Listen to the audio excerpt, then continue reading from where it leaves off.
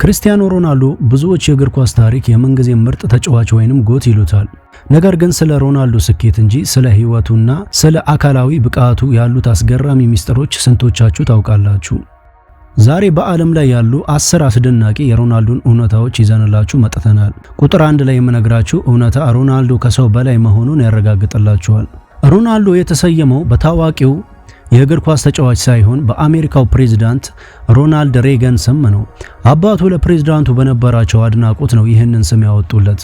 በ15 ዓመቱ ሮናልዶ ፈጣን የልብ ምት ችግር ነበረበት። ይህ ችግር እግር ኳስ እንዲያቆም ሊያደርገውም ይችል ነበር። ነገር ግን በተደረገለት ቀዶ ጥገና ድኖ ወደ ሜዳ ተመለሰ። አብዛኛዎቹ ታዋቂ ተጫዋቾች ሰውነታቸውን በንቅሳት ቢሸፍኑም ሮናልዶ ግን አንድም ንቅሳት የለበትም። ምክንያቱም ደም በቋሚነት ስለሚለግስ እና ንቅሳት ደም ከመለገስ ሊያግደው ስለሚችል ነው። ሮናልዶ ሲዘል የሚያመነጨው ጉልበት ከአንድ ቺታ ጋር እኩል ነው። በአንድ ወቅት 2.93 ሜትር ከፍታ ላይ በመዝለል በጭንቅላቱ ጎል አስቆጥሯል። የሮናልዶ የሰውነት ስብ ቦዲ ፌት መጠን ከ10% በታች ነው። ይህም ከታዋቂ የፋሽን ሞዴሎች እንኳን ያነሰ እና ለከፍተኛ ብቃት የተዘጋጀ ሰውነት እንዳለው ያሳያል። በ14 ዓመቱ ሮናልዶ አስተማሪው ላይ ወንበር ወርውሮ ከትምህርት ቤት ተባሯል። ምክንያቱን ሲገልጽ አስተማሪው ክብሬን ስላላወቀው ነው ብሏል። ሮናልዶ በፍጹም አልኮልና ሲጋራ አይጠቀምም። ይህ የሆነው አባቱ በአልኮል ምክንያት በህይወት በመለየታቸው እና ሮናልዶ ለጤናው እጅግ ጥንቃቄ ስለሚያደርግ ነው።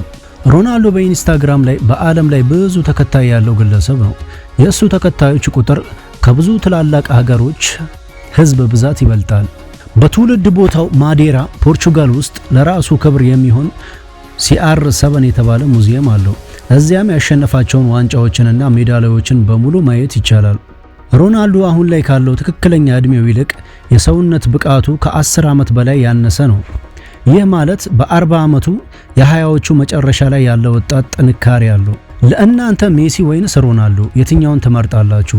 ለሮናልዶ ያላችሁን አድናቆት በኮሜንት ላይ ግለጹልን። ቪዲዮን ከወደዳችሁት ላይክ ማድረጉን አትርሱ። በሚቀጥለው ቪዲዮ እስክንገናኝ ቸር ሰንብቱ።